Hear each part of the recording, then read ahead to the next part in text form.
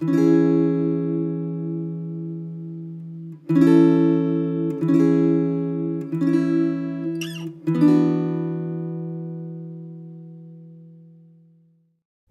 Memories and Past Lives is an autobiography at its core. I mean, it's an album, but it really feels like an autobiography. And I was attempting to write as transparently as I could and as detailed as I could, and it revolves around my immediate family, and I spend a lot of time detailing them and all these sort of highlighted events that show some level of humanity or identity, and events that were really key in, the foundational nature of who I am, I guess. And the album kind of takes you from a couple of years before my birth all the way up to the present day.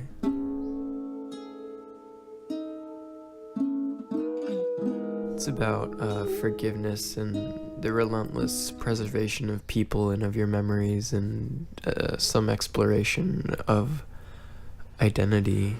And there feels to me like a lot of appropriate risk-taking that was necessary for me to explore all these topics. I mean, there's a lot of sort of uncomfortable things on here, and I'm often talking about stuff that a lot of people would see as having no business in a public setting or something, but it was necessary for me because it's important to not only accept the people in your life, but to forgive them, because when you can do that, you're somehow able to access a part of yourself that you couldn't before, because on some level you are your family and they sort of live inside you, and I needed to open that up for myself.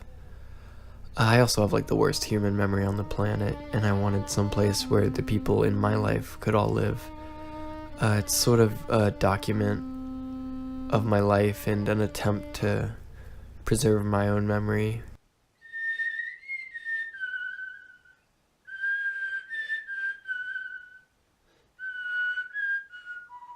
Alright. I'm just gonna We've got 5 minutes. 5 minutes? Alright, hold on. Just keep talking, Long after we return to wherever we derive, I will keep you alive. I will keep you alive. I will keep you alive.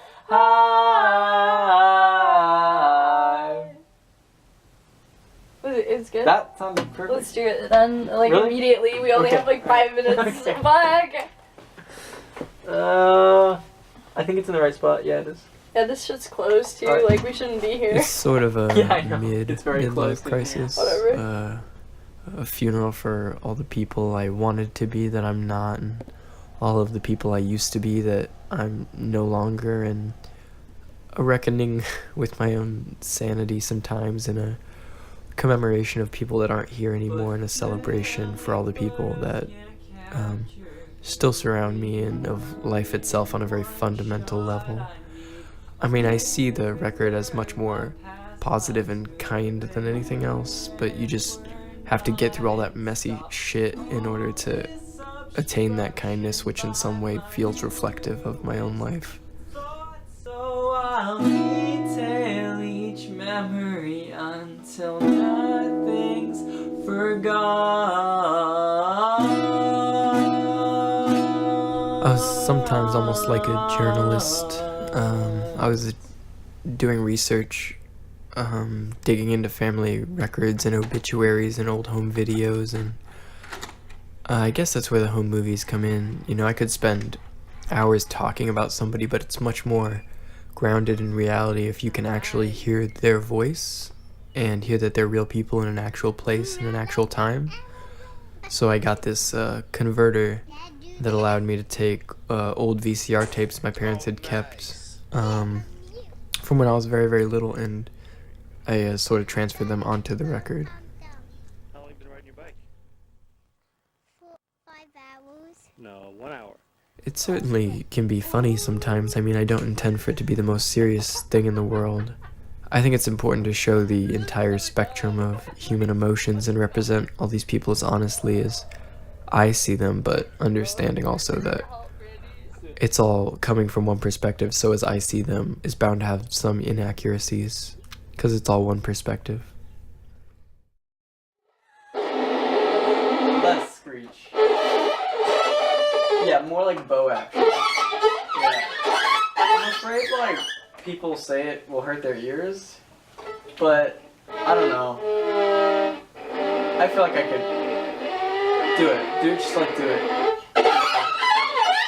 It'll be fine. I like doing If that. somebody like, if the 4 people that listen to it think it hurts their ears, then it's So whatever. the Fuck Up Randy is going to be a platinum album.